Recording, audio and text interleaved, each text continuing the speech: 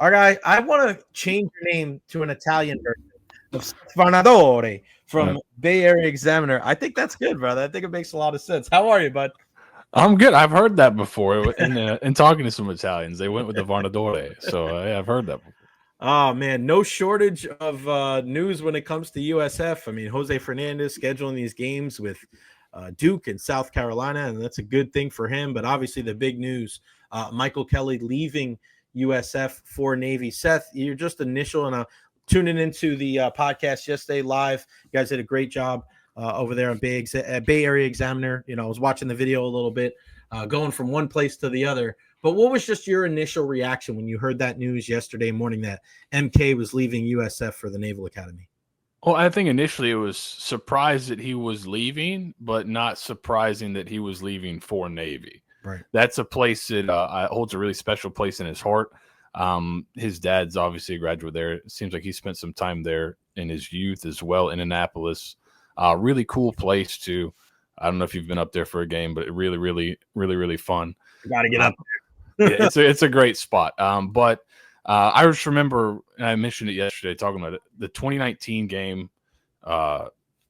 His dad, he was so proud, I think, to be there as the athletic director, going into Annapolis.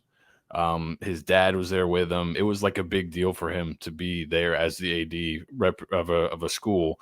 USF got hammered in that game, and I think that was kind of one of the final nails in the coffin for Charlie Strong. But you could see the disappointment on his face. But before the game, you could kind of see how excited he was to be back there. So it makes a ton of sense. That's not surprising. I guess somewhat surprising that he would leave, but once you kind of see here, okay, here's what it is. I think the Navy job is really interesting. That's the one thing I think a lot of people view it as a step down because they just look at overall athletic success. But Navy football is a giant brand, and you don't have to deal with like the NIL side. These are all these kids are government employees, so they don't get NIL. You don't have to deal with as much of the transfer portal. Like it takes a lot of the headaches that college administrators are talking about. It kind of takes that away, and he gets to go back to where he's from, where he I think consistently goes and visits and like has vacations and things like that. So families up there, so it makes a lot of sense. Yeah, no doubt. I got my I didn't mean to do this yesterday, but I had my Army Navy football here because I got a chance to go to a couple of the Army Navy games. And you're right, man. Like there's so many like terrible, and you see this, Seth. Like there's so many crappy things that we have to talk about when it comes to sports and the way people behave, and Yeah. the transfer portal and NIL and coaches and disagreements and lying. And the Army Navy game is the best of the best. It is. Everybody's on the up and up. It's a rivalry that means a lot, but it's never crossing the line. There's never disrespect. I've been on the field after the game a bunch of times, and to hear both of them sing, it's just the respect there. And you're right. Like this is a job for Michael Kelly, and I said this yesterday on the show. They got Michael Kelly in there because of the man who he is and his ties. Not so much of like, oh, he's going to take us and Navy's going to be in the college football player every year. Like this is, and MK knows that. Like this is the last job he's probably going to ever have. Seth, they're not going to be like, well, we went 7-6 this year. We got to get rid of our athletic director. Like this is just a different ball of wax completely, right? Like for all those people that are saying, I agree with you. It's like a step down. The Naval Academy is completely different. This isn't going to Alabama. This isn't going to Miami. This isn't going to Florida. This is going to a place where like this is his home. He grew up in DC. This means something to him. I think this is the last job that he's ever going to take. And I don't look at USF in a bad way out of all this. I don't look at this as another situation of, oh, this is a stepping stone job. I just think this is a unique opportunity. And if I'm Michael Kelly and he's my friend, I don't think I could tell him to pass that up. I feel really good for him. Yeah, I think the last AD was there for 24 years or something like that. Yeah. So they're not turning and churning people over there at the Naval Academy. They hire good people, let them do their job. I'm sure he's going to do really well there. But yeah, it seemed like more of a homecoming. So that was, once I saw, oh, he's leaving for Navy, made total sense. It totally clicked in. That makes sense. We thought it was possible he could leave for an opportunity as a commissioner or something to that effect, just because of how well connected he was and how highly people thought of him down the line. But I think the initial shock from a lot of people is that he's taking athletic director job at a school that's not as good in athletics, I think, overall as USF. But when you look at the other factors, I think it makes sense. Seth, how do you grade the job that Michael Kelly did with USF? I personally, regardless of how I feel about the person, I feel like he's left South Florida in a lot better place than he found it. And I'm alarmed, and I don't know if it's the vocal minority or not, but it was kind of weird to me to see how many there was a lot of negativity on social media yesterday, and I thought it was going to be a lot more grateful. I thought it was going to be a lot more of a thankful type of mindset, but I look at the indoor practice facility that wasn't here. I look at the starting of the on-campus stadium build. I look at just the relationships and all the different coaches that I know Jeff Scott didn't turn out, but you look at Golish and you look at Hannes and you look at Amir, you look at Coach Hodgson, look at Coach Jenkins. Like, there's a lot of good coaches. Coach McCord for lacrosse. Like, there's a lot of good things. And from everybody that I hear that used to scoff at USF that weren't South Florida fans, they're like, hey, man, like, there's a lot of good things going on there. You want to get on the train. Like, this is a locomotion that's going in the right direction. How would you assess the job that he did here at South Florida? I think some of it is to be determined. Like, if he was at the stadium and all the facilities improvements are real and they have happened, and he did a really good job spearheading those, and those were him and guys like Will Weatherford really being aggressive and going out and doing it when it's been talked about forever, but he's actually got it done. I think if he was able to get what a lot of people I'm sure are most upset about is the conference situation. If he was able to get that move up into a power conference done before he left, I think he would be viewed very positively. So right. I think it's going to be a little bit of a wait and see. You got to kind of wait and see what his legacy will be, because it's really going to be tied to Golish, Hodgson, and then what happens with conference realignment. If they don't ever make the Power 4 jump, I think a lot of people will look back to the Jeff Scott hire and say that was a totally missed opportunity that set you back behind the 8 ball at a time when it was pivotal to have a great hire there, to have that success, to make that jump into a power conference. Now, if they end up going to a power conference and Golish kind of keeps on the trajectory he's on, if he can kind of make those improvements and Hodgson can kind of look as good as they look early in recruiting, I think he'll be viewed really positively and as somebody that really set them on a great path to get into a better conference and really help lay the foundation for a really, really good athletic department. But I think some of it remains to be seen. Yeah, it's a great answer. It really is. I look back at the Jeff Scott thing, and I remember being there that day when he was introduced, and I just remember looking up and down, and I was trying to find. Everybody thought that was a good move. Like, there was a lot. It was tough. There may have been a couple of people, but I mean, you're talking about a guy that was working under Dabo Sweeney. Obviously Clemson was a lot better at that time than they are right now. I mean, Clemson played, I think. Obviously, we know how stubborn it is when it comes to Dabo in the transfer portal. Yeah. You better get on the board, buddy.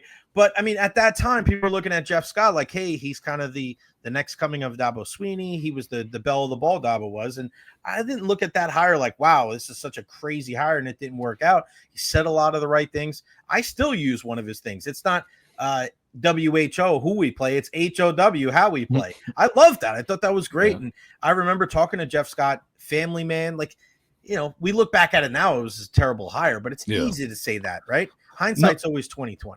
Yeah, and at the time, he was a guy that would constantly see his name brought up for, Power 4 jobs. Like, Tony Elliott ended up getting Virginia later after, but they were kind of seen as equals at that time. Yeah. And it seemed like Jeff Scott could have held out for a Power 4 job. But, yeah, it just didn't. And these are hiring football coaches is really difficult. And I think it's really difficult, especially if you don't have kind of a football background or having some people that may be able to see some of these things happen before, or maybe see the cracks where we don't see it. Because it's also very possible that Jeff Scott was listed as a candidate for all these jobs because he was very nice to the media and people liked him, right? Yeah. Which I think you see a lot, right? Like looking back, you're like, oh, okay, well, he was listed for Power 4 jobs every time they came up, but he didn't get a lot of offers. It seems like now nobody ever gets offers that doesn't take the job. But so it's always easy to look back. But at the time, it was seen as a coup. It was seen as like you went and hired a guy that was looked as one of the next big things possibly. It did not work out, Yeah. obviously, but yeah, no. At the time, it seemed like a good hire. It seemed like you went and poached somebody that was at the top of a bunch of people's lists, but yeah, didn't didn't work out. No, no doubt about it. And timing is everything, right? Because if it's a couple of years before, when you're talking about conference realignment and Willie Taggart's here, I mean, USF's probably in a P4 already, right? Like Yes. it's timing is everything. That was the worst thing, and it worked great for UCF, right? It terrible for USF. So Yeah. I think timing needs to be taken into account as well when it's entire. I don't know about you, but I think eventually we're going to get into a huge, like, Power Four, split the country up in four super conferences. Like eventually there's going to be something that has to happen because you're just kind of meddling in kind of weird shit right now. That's kind of the yesteryear of the NCAA with these conferences. But, now we're seeing like there's some of these big schools are like, well, we'll go do our own thing. It's Yeah. how do you see the future of college football? And obviously it trickles down from there. And I could say college athletics, but let's stay on the college football side. Where do you see it from your personal viewpoint? Where are we headed when it comes to conferences and conference realignment? I think there's a big split coming at some point where it's Mhm. going to be basically, and what I we've said before on USF is they're kind of really well positioned wherever they end up in this split. Mhm. If I think they are willing to spend money, you saw I think came out on Twitter yesterday some like G5 athletics budgets, and they were second only to Oregon State, who was coming, was a Power Yeah. Five team very recently.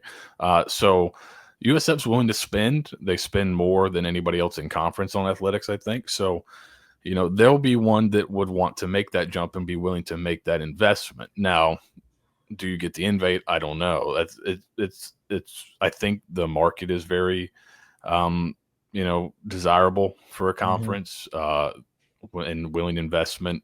The stadium will obviously be helpful, but you know, if you get left behind, well, you're Yeah. probably going to be winning national championships or competing for national championships every year in whatever the next division is. Now, people won't enjoy that, but as much, but I think there is a big split coming, and it's going to be all right. Who's willing to spend money consistently year over year? USF has shown that they are willing to spend money, so I think they would hope they would get kind of brought into that. But it's always hard to tell. It depends kind of how many you want to go, how many teams want to. What is this? Is it 60 teams? Is it more? Yeah. I don't know. That's kind of the big question, I think. But I think a split is inevitable at this point.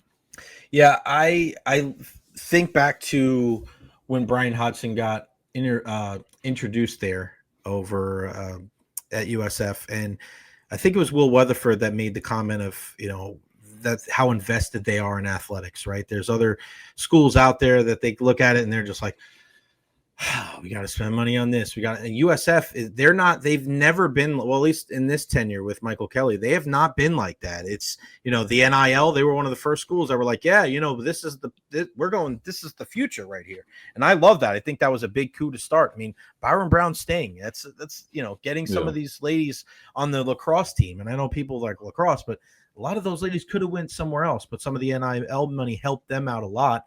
And I believe that whoever they bring in, president wise, AD wise, they have to have that same mindset, right? Because you're not going to have Strowman and Weatherford and all these guys putting together this. They're not going to bust their ass to, you know what I mean? Keep pushing this ball down the hill and then bring in somebody that's like, whoa, can't do it. Academics, Yeah. maybe athletics, right?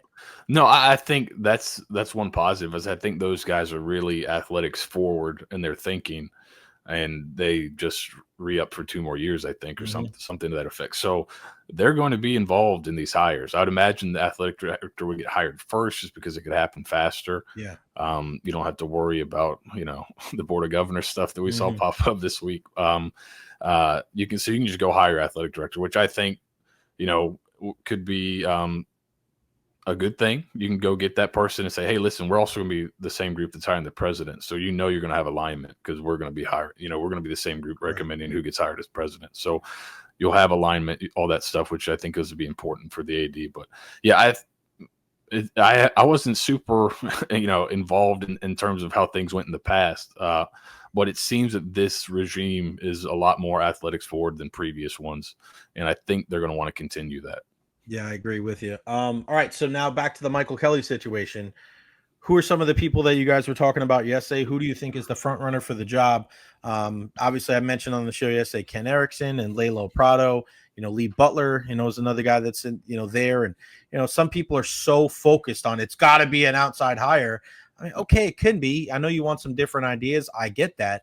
But there is also something to be said about a guy that knows the lay of the land, that bleeds green and gold, that gets an opportunity like this and is able to, put his own spin on things. Because being an athletic director is so unique.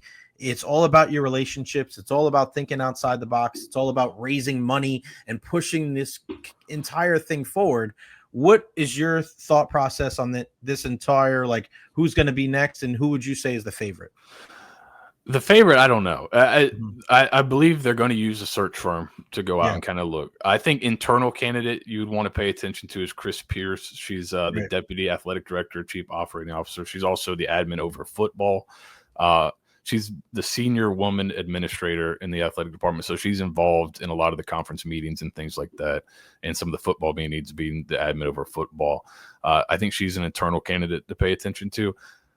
I'm kind of I'm in the group that I think they need to go external, right? Mm. Because this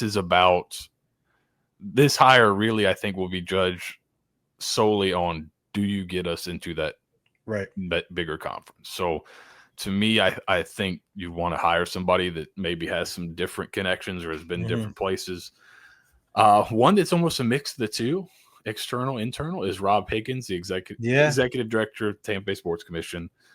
He worked in the USF athletic department previously. He's also an alumnus. So, and he's connected everywhere. I mean, Super Bowl, WrestleMania, like, this guy runs the gamut. Yeah. So friend of the program. We love Rob. So I think he's a name that they'll, I guess in previous, I wasn't here for the previous athletic director searches, but we just put out a flow chart apparently that says, have you offered the job, Rob Higgins? No, offer him. And then it all comes back to offer him the job, ask him if he wants more money.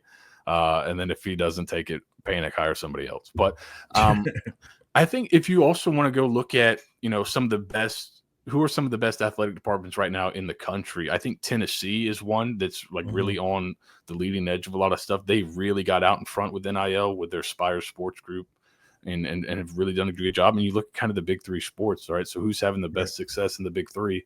Tennessee baseball, really good. Tennessee basketball, really good. Tennessee football made the playoff, right?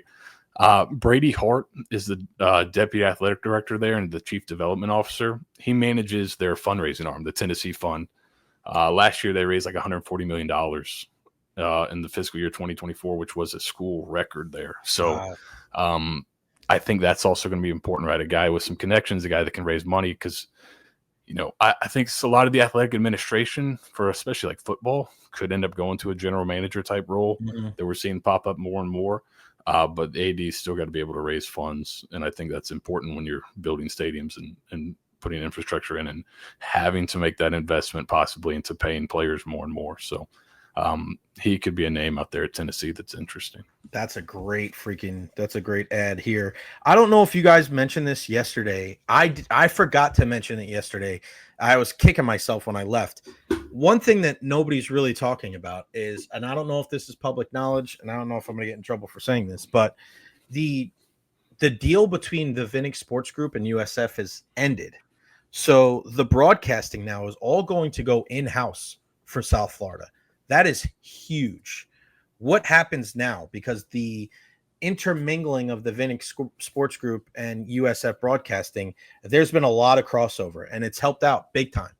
Now, USF has to look in-house. So what does that mean for the football broadcast? What does that mean for the baseball broadcast? What does that mean for basketball? Because I know that USF really wants, of course, football being on 125 The Bone, that really helps them with the their stick. But I know they want men's basketball on the radio all the time instead of just being on an app, and we're talking, obviously ESPN Plus and all that stuff. But what happens to the other ancillary programs too? Lacrosse had a really, really good, what did they do? Because they didn't really get much love on the radio side. What happens to baseball and softball, like two programs? We know baseball's on the rise, softball making the NCAAs again with Coach Ken.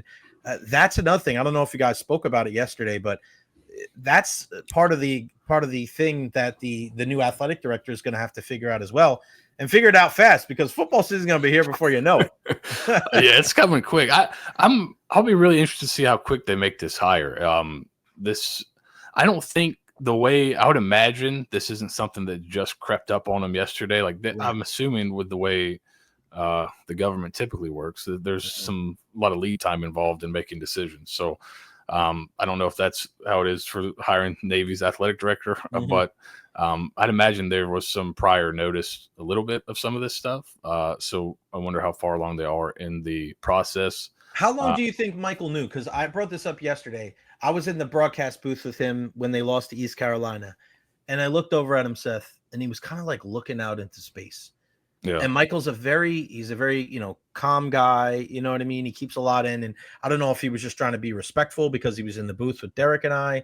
But I just looked over to him, and there was something about it that I just said, he looks like he's thinking about something, and it's not baseball. And it wasn't in a mess. It wasn't in a jacked up way, like he doesn't care about this team. Like it just seemed like he was very pensive, and he was going through kind of the mental gymnastics a little bit. How long do you think this took? How long do you think he had this on the brain? I mean, it's pure speculation. I have no it's tough idea. to speculate. I would just assume that anytime the government is involved, it usually takes a little bit longer. Right. So I wouldn't think they just hired him on a whim. But maybe they floated it to him, and then discussions happened in earnest after. I have no idea. It could have all happened very quickly, but I don't know. It doesn't seem that things don't seem to happen too fast, that fast, at least in college athletics. There's a lot of things going on. So I don't know. I couldn't really speculate on that. Yeah. All right. Before I let you go, let's talk some Gators real quick. All right. I got to ask you, man, what's the kind of the thought process going into this season? I mean, Billy's like, thank God DJ Lagway's here. DJ is actually going to be in town this weekend, signing autographs at the local expo. My buddy's helping to run it. He's like, this DJ Lagway guy? I'm like, yeah, you should probably know who he is if he's coming to your event. But what's kind of the thought process as far as the optimism goes going into the season with Billy, DJ, and the crew? Well, I think they feel like they've got probably their best roster they've ever had under Napier.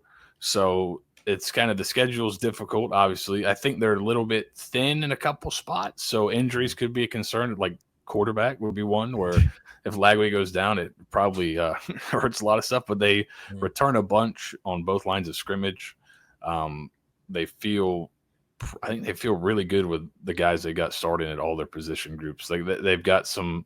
The offensive line is returning most of their starts from last year. Is rated really highly by a bunch of experts. Running back group should be pretty good. Receiver group is going to be young, but you've got some guys that could pop, like a Dallas Wilson, who's from the area.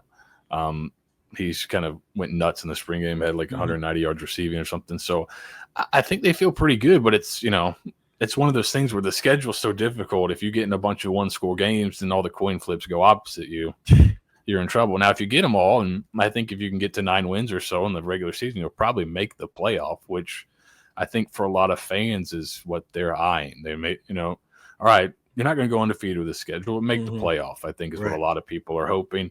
If they do that, I think Billy's off and running and good to go. If they don't, then it's another talk about Coach Napier. But I think he's got things moving the right direction, but one of the big issues with them so far is they finally last year was kind of the first time they're able to take advantage of some momentum they generated. It seemed like they'd always get a little bit and then lose a game, or get a little bit, lose a recruit. And they haven't been able to just build momentum.